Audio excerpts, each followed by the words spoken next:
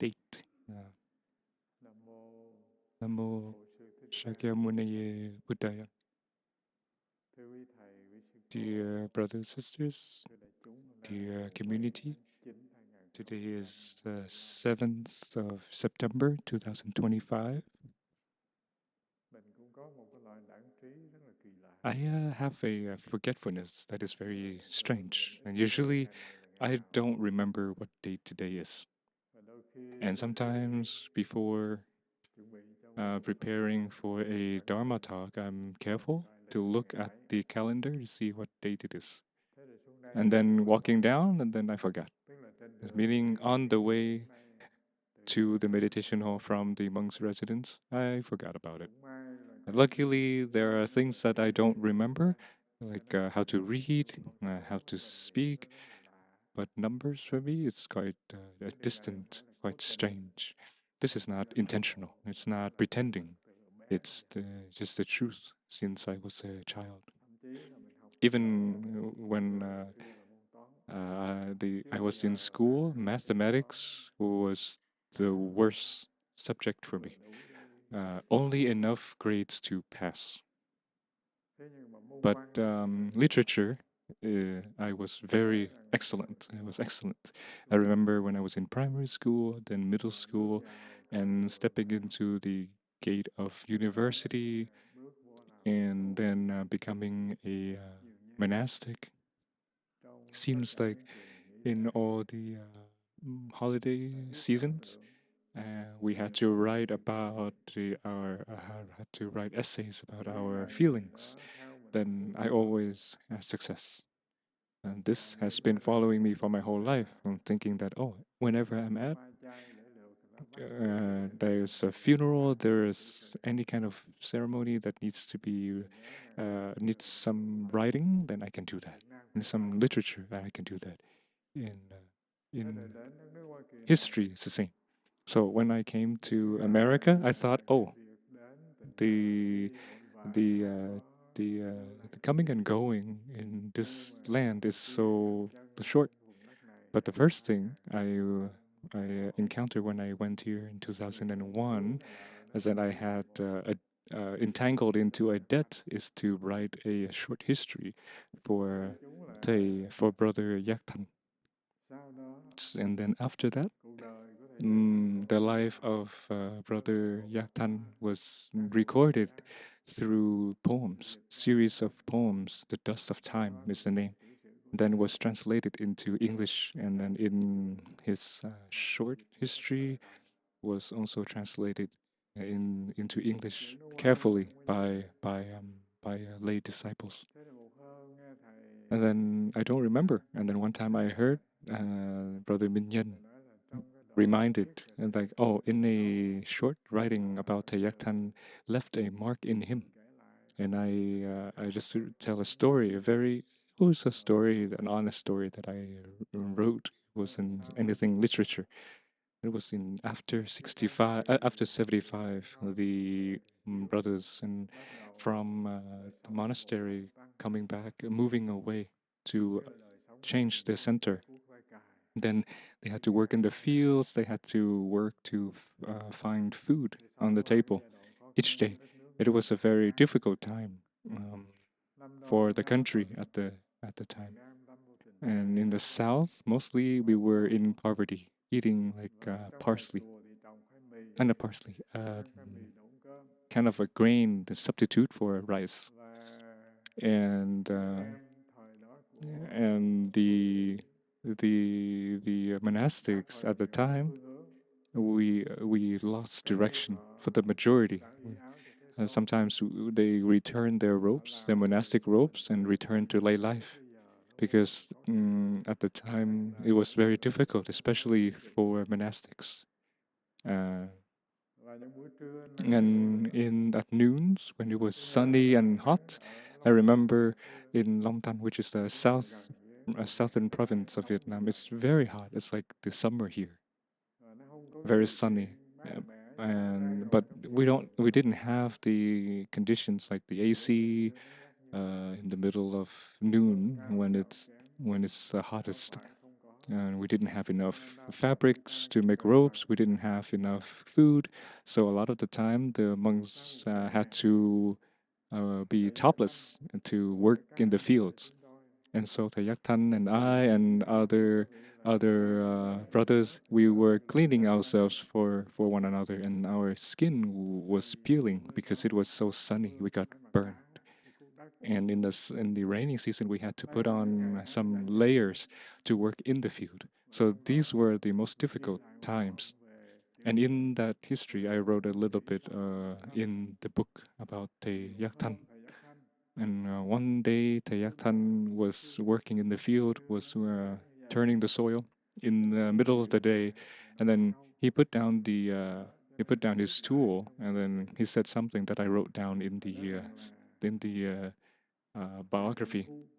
He said, "The great person living on this earth, taking the sky and the earth as his home, and applying the teaching of the Buddha, practicing to realize liberation.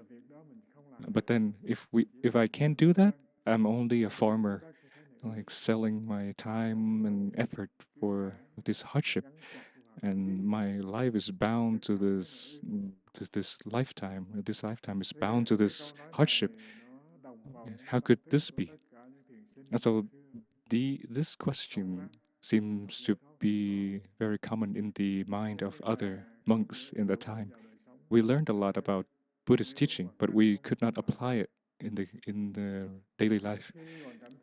We didn't have enough favorable conditions, and when the favorable conditions arise, and if we are unfortunate, we don't learn the teaching, and we cannot apply the teaching into our daily life, then our life could could have a better condition. Could we could earn more money? We can have more things to wear, more materials. But then life is the same. Our life still floats in the flow of time. Maybe we have more materials. We have more, fun, and then we have more fame. But then in the end, we still disappear into thin air. So this is something that is very common for us, meaning it divides evenly to everyone on this earth. You want it or you don't. Your life when you were born and is the same. Because we have a body, we have a life, we have a society, so we need to contribute our effort, our energy to repay whatever we receive from society.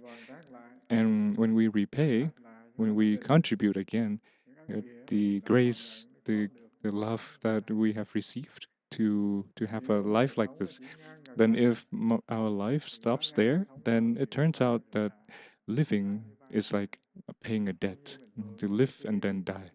It's like borrowing this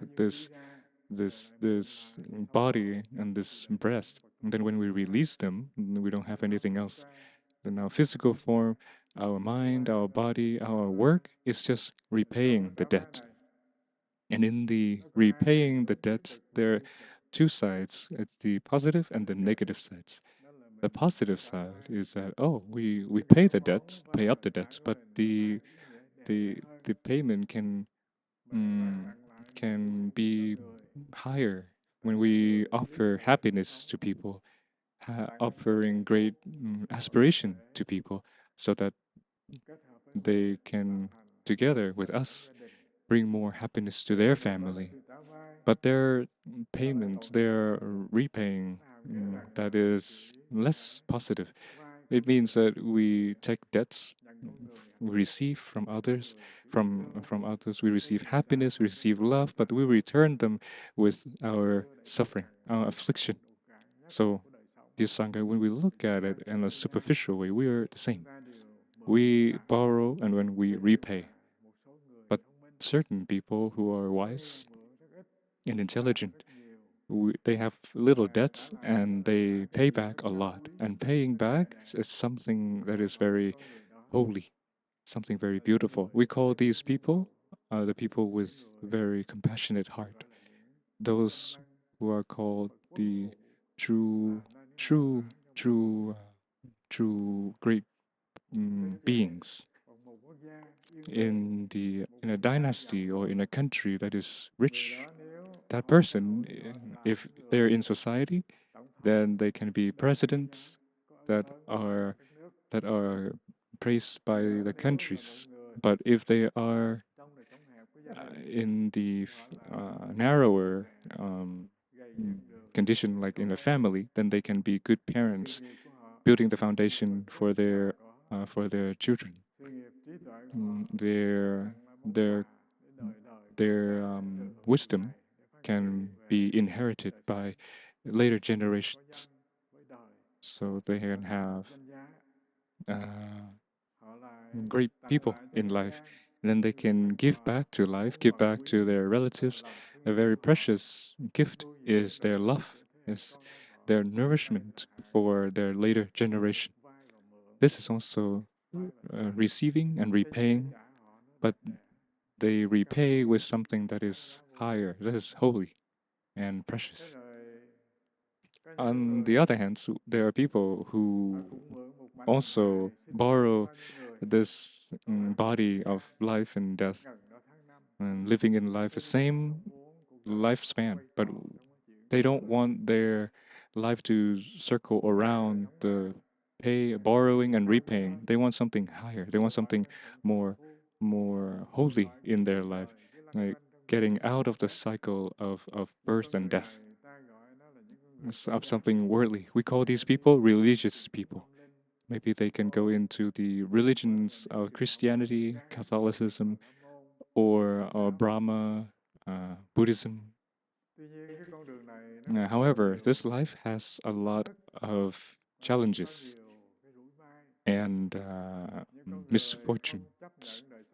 And those people who don't accept their life to be spinned around in the life of say, the work life, like the 9 to 5, then receiving payments to live, and just accepting a life like that with a family, and everything circles around that, and waiting for death to come.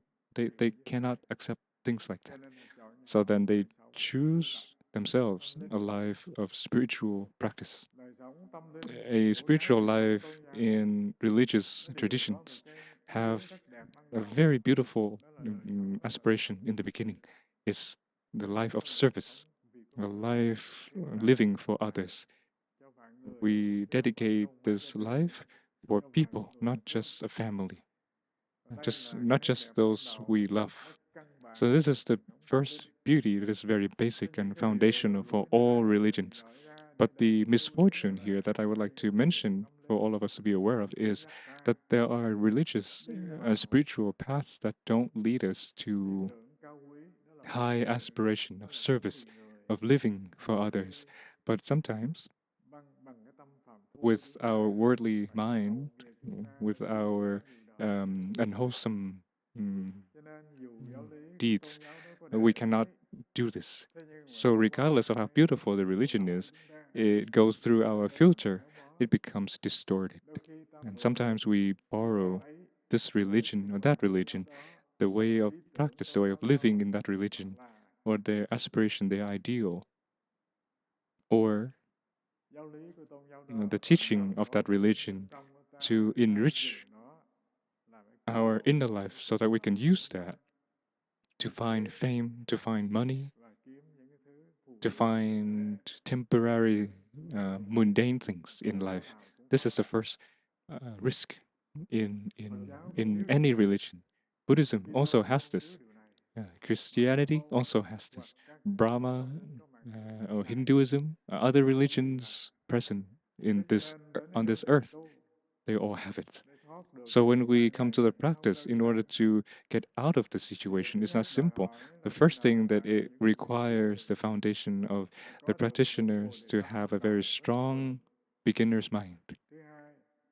The second thing as we need to have in them is a very beautiful condition so that they can nourish their ideal. The third thing is in the normal living condition, they don't have to run back and forth. They don't have to work too hard to sell their time and energy to in exchange for money and income. The fourth thing is they need very strong and deep teaching and good spiritual friends so that their aspiration of serving, of saving others can be realized. So, being a monastic or being a practitioner in any kind of religion, there are certain challenges. So, when we ordain as monastics or when we are lay practitioners, we come to the practice, we look back and reflect, and we see that, oh, we have come across these challenges and these hardships. Then we know that we have accumulated a lot of good merits, good conditions to go very far. If not, then seems like our life is as a monastic or a lay practitioner or not, then we're the same. Borrowing and and borrow and returning. There are certain frequencies, certain levels that sometimes we're not fortunate enough, and we're just normal people, borrowing it for a little bit of fun in worldly life, and then returning it, borrowing a little bit of material needs and comforts and food. In the end, we just wave our hands and returning everything to life. So it seems like it's nothing different there. So the first thing I would like to point out is that we can all reflect that the path that we are walking on, even if you are a monastic or if you are a lay practitioner, we need to realize ourselves, to look at ourselves clearly, so that we can direct ourselves. Otherwise, we'll be going in circle. According to Te Yaktan's words in his saying, maybe 40, 50 years ago, that he said, luckily I can be in life, I can live. So am I just gonna be someone who is waiting around to die? So then this is the first thing I would like to mention. The second thing is that, dear Sangha, if we look closely again, then time is a challenge for each of us. Time is the same for everyone, flowing without waiting. But then, with the flow of life, each time, if you are a wise person, you you know how to enrich yourself. You know how to make your life better. But if we don't have the foundation of wisdom and the practice, then each day is like water flowing through the bridge. Each day is the same. It's just like the sun rises and in the morning and at sunset it just disappears. So it seems like life is like that, time is like that. But if we look through the eyes of the practice, then time is different because each day passes, we get older. And if that old age is the majority of our life of love, our life of practice, of wisdom, then this is something that is cherishable. But sometimes we cannot do this, so time passes meaninglessly. So then we live meaninglessly, that each day passes by wastefully. Each day passes, and the next day, the dawn might be more beautiful the next day. But for a human's life, the dawn of the next day might not be as beautiful as it was the day before. So each day that passes, we become older, a little bit older. We lose a bit of health, we lose a bit of endurance, then everything becomes more challenging. And one day, old age will come to us, and you will feel that, oh, each day life is becoming more challenging. Our um, our capacity to think, our capacity to carry ourselves around, it seems to become more difficult. In our youth, our unwholesome habits don't appear as clearly as when we age and when we become older. all the unwholesome habits that we have accumulated would just appear out of nowhere without warning. But then our mindfulness, our sharpness is not strong enough anymore at this time to really notice it. So we start to spill that around to others. If an elderly or an older person has accumulated a lot of unwholesome habits, then the older they get, they will become someone who is more and less lovely. And of course, no one would want to be close to them because because they're the condition for all the unwholesome cease to manifest, and then eventually we return this body and walking towards death. It's like a lamp. Before it disappear, it will burn very brightly, like the planet, like the sun. It will explode before it disappears. So the same with the human's body. So when we don't practice diligently and well, when our mind is filled with unwholesome thinkings and other habits, then old age is very scary, the most scary thing, because the unwholesomeness of our mind manifests without being able to control them. So then we become less and less lovely. People will not want to be around us anymore. This is not anyone who pushes us, anyone arranges for us. It's from our own person. Why is that? Because everyone who comes to this planet, we have accumulated things in our mind and our bodies through these generations. So anything we carry from the past, adding with a whole life of living, with the pollution of our mind, or the unwholesome actions, selfishness, and then in the end, when we are old, we have to harvest all of this. This is natural. There's no spiritual being can, no holy beings can save us. No Zen master can save us from this. Uh, no friends who can help us to have peace when we pass away. So, dear friends, in this life, in this normal life, if we think that one day passes, we live just meaninglessly, looking at life pass away meaninglessly, then be careful that when we get older, we need to reap all of that. And we are all responsible for the life that we live. The second condition, the second situation or scenario, then we are a little more lucky. And those of us who enter the path of practice, and we know that the law of this life is that if we practice, we mature each day. Then the maturation happens each day. And then the other, but also that when they mature, when their love becomes so wide and huge, then the more they mature, their love becomes larger. And the same, like this, their wisdom, their intelligence will also go in that direction. The older they get, the more wisdom they have, and the more open they become. But if we lose ourselves in this present moment, then we lose our future. Everyone knows this. Not a single rich person that a single day would have to set the foundation to earn money. Not a single president who runs this country that who thinks that, oh, I work one day and I can take a rest of 100 days. Just and there are those who are more responsible, then they become more aware and take their days more graciously. And to them, a day is so full, so long. But for us, sometimes we think that life is so short and we don't have much to do. But there are people who have hundreds of things to do each day.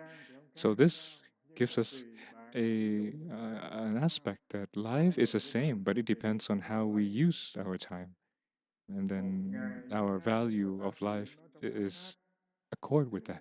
So if we live unwholesomely in a day, then we bring misfortune on ourselves. A day that if we are lazy, we are indolent, then that will disappear into thin air. A day for a rich person is a day of earning a lot of money, a day of business, a day of a day of a politician is a day of deciding the fate of the country, how to help the country brighter and brighter, and increasing the faith and trust of the people.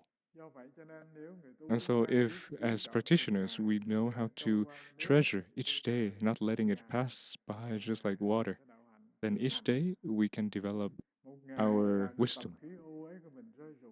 But and each day we can drop our unwholesome seeds. Each day we can upgrade our mind and our wisdom.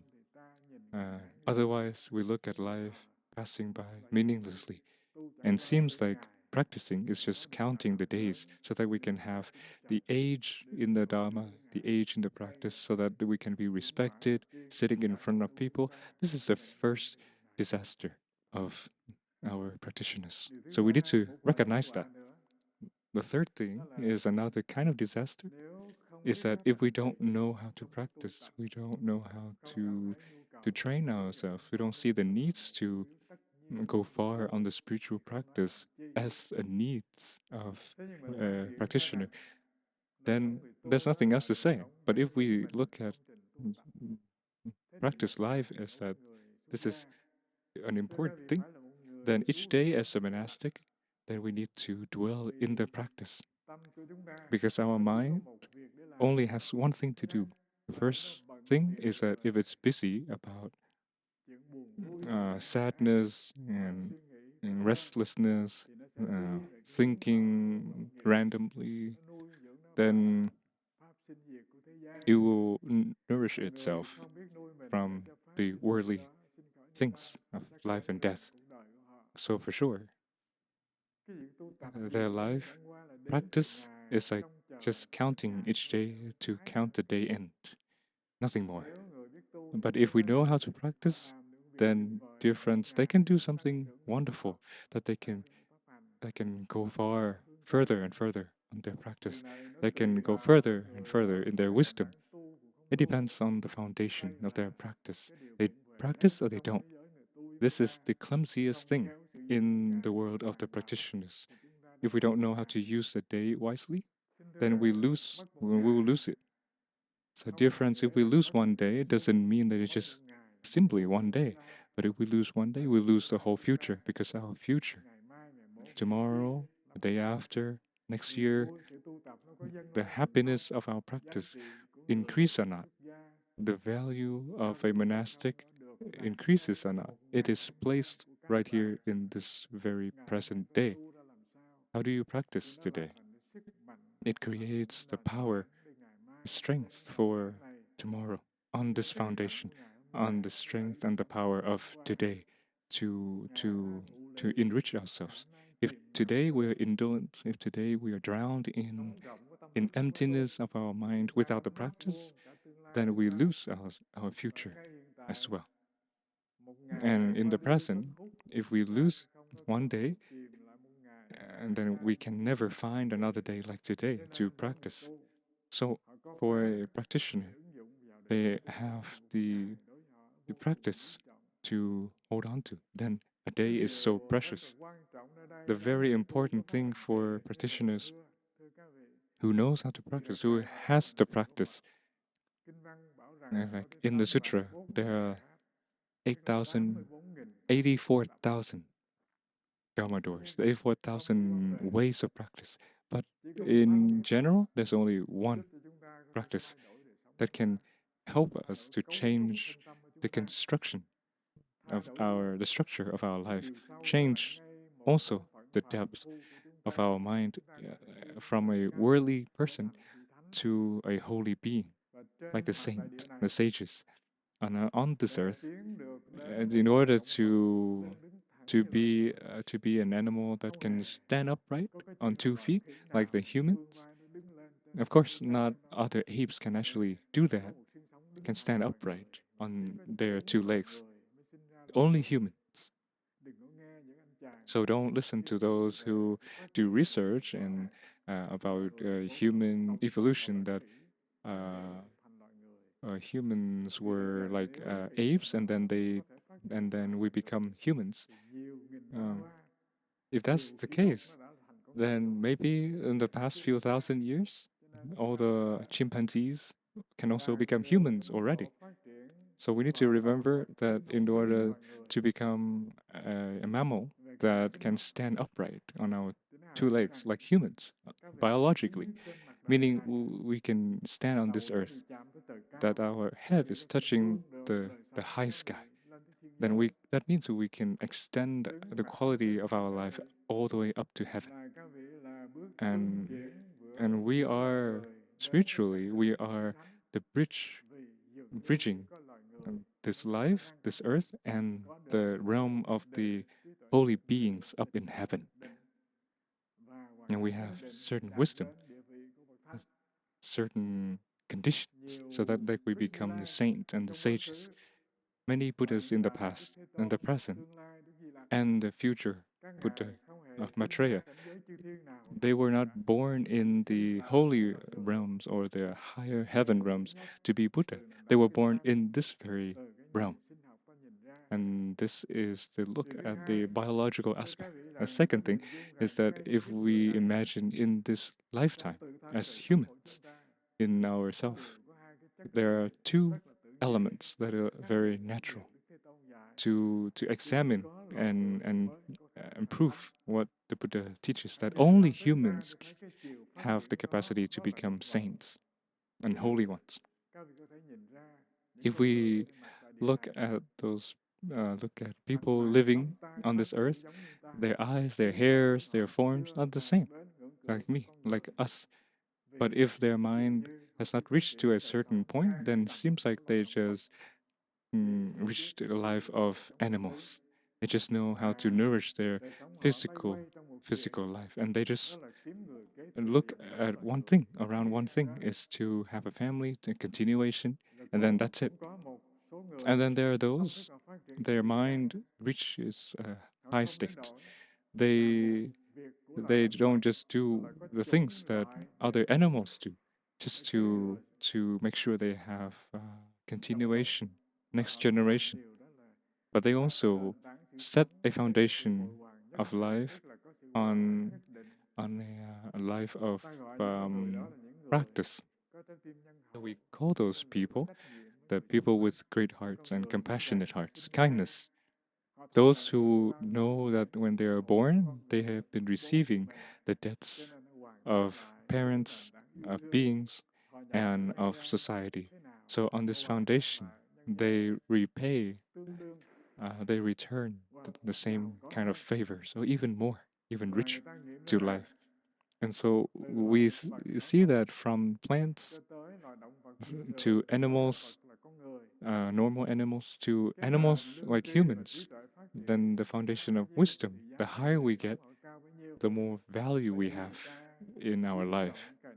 So when the reason why we love the orchid on a tree is because it just receives so little from life, but it can contribute to life such a beautiful blossoms, beautiful flowers, and very rare, precious. Same with humans. If we just live a same mindset of animals, we just want to find mm, others to continue our generation and the generations later, then we're just a little bit different. Yeah. And the higher state, the higher development is to have a foundation of gratitude, living with compassion, living with forgiveness. This creates a high value. We're still humans, but if we don't live for others just for ourselves, then our quality of life is lower. But if we live live for others, for our countries, then our value is higher. So it depends on our mindset that we can achieve the certain holiness, the higher stages of life. So we can see that we're same as humans, but it depends on uh, even life gives us a very fortunate position. We choose to be a holy person. We choose to be saint. We choose to enter the life of practice. And this path is like this: is that when we set to find our path, then we see that, oh, how lucky are we to be able to find the teaching of the Buddha. We are able to receive the teaching from the Buddha and apply in a certain way enough to that is enough to make our life successful in terms of having peace, having liberation in the present moment. And something close and easy to understand is that even though we live normally just like others, but if we apply the practice in our life, then life is no longer just about finding food. It's just no longer about going around and running back and forth and depending on others, but to live peacefully, to live easefully, to live independently. And also, we have a certain artistic aspect to us. We don't fight for fame. We don't compete for positions anymore. So only this is already holy. Already we can see in the teaching of the Buddha. The second thing is even higher, is when we can apply some of the practice in our life. And that we don't need to apply it too much, just a little bit. Then we will see that our life becomes more easeful. We work just like others, but our tasks, our work is not like we are chickens digging for grains, or we're selling our life to earn money.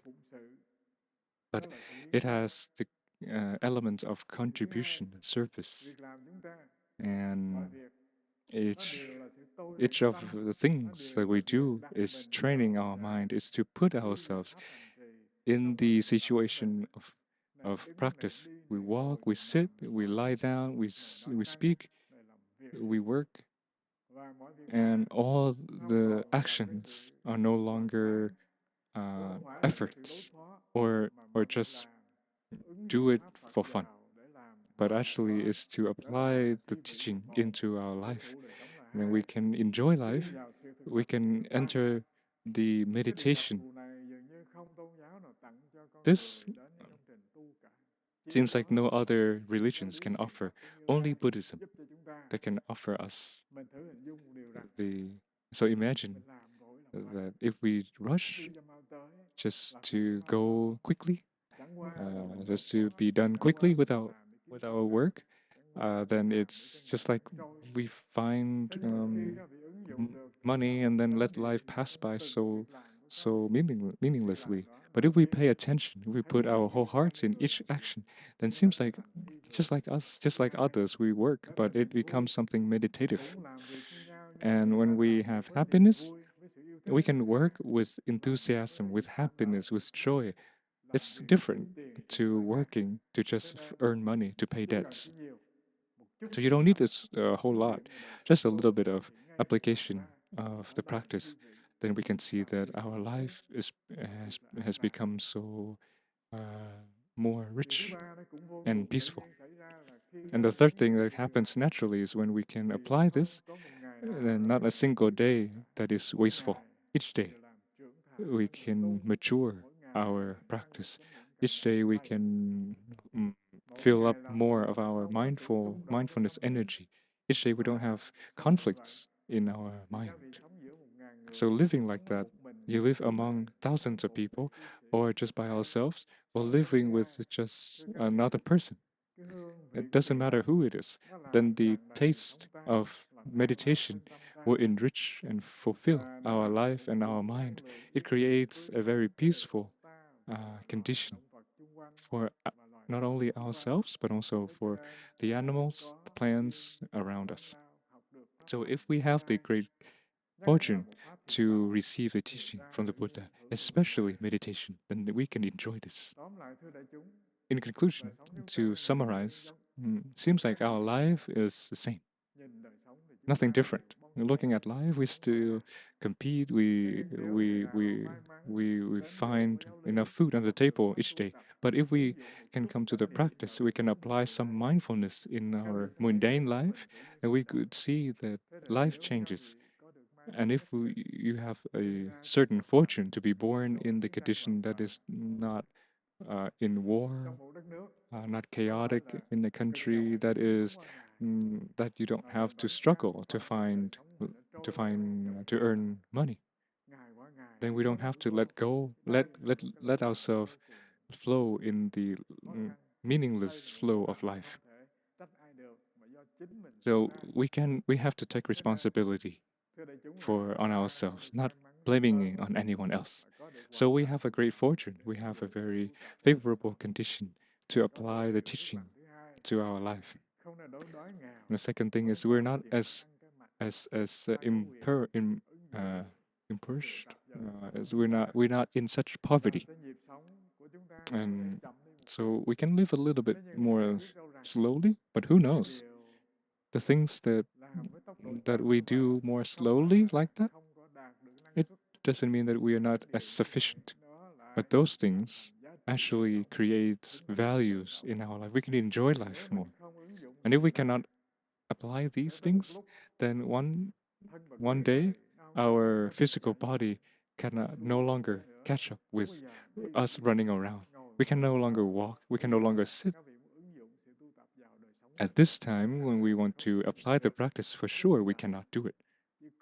At this time, there's only one thing: is to blame, to have regrets, and when we're in such a state, it's such a pity for our life. So everyone in this life, whoever is lucky to receive the teaching of the Buddha, lucky to apply those teachings, then you should be proud of yourself because we haven't wasted a life cycle that so that you can learn the teaching, apply the teaching.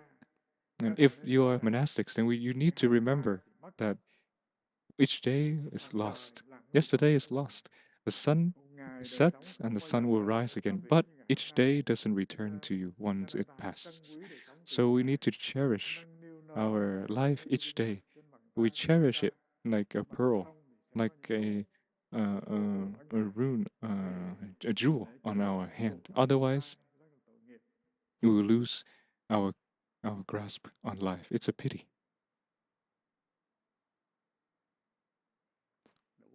Enough. That's it. Thank you, dear Sangha.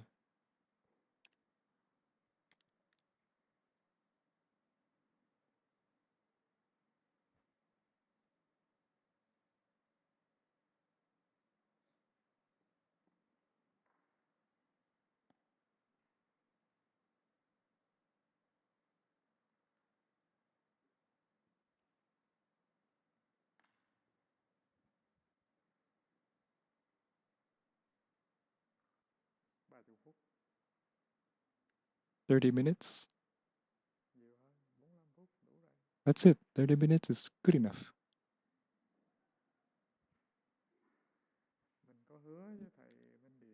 I promised to Brother Earth that, yeah, only 30 minutes. Good. Very timely. 30 minutes already. He's talking about me.